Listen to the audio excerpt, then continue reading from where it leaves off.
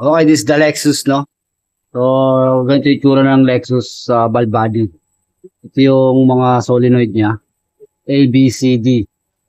At yung main. So, minsan mga solenoid na yan, nag-stack.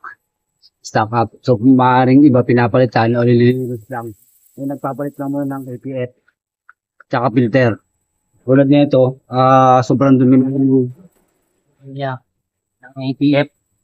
Parang putik na. Tsaka yung filter nito, sobrang, sobrang barado na rin yun dahil sa dumi. So, yun yung filter niya, oh. Sobrang dumi na. Is. Okay. Kami? Kami?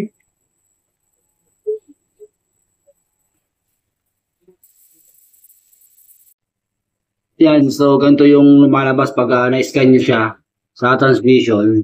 Ito, P0, 756, P0761, P2714, yung mga magkakasunod na yan.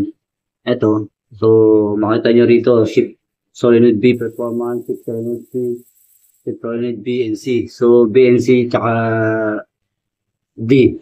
So pag ganyan yung mga problema, ang gagawin muna natin, yun nga, papalitan muna natin ng ATF tsaka filter and then gasket.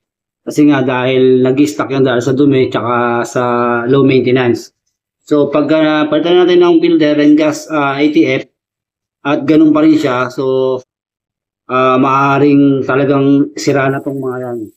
So yun yung pinakita ko sa inyo na kung saan nakalagay yung mga solenoid.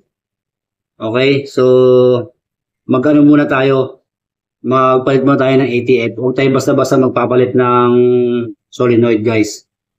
Maaaring nahihil din yun. Okay, so thank you for watching.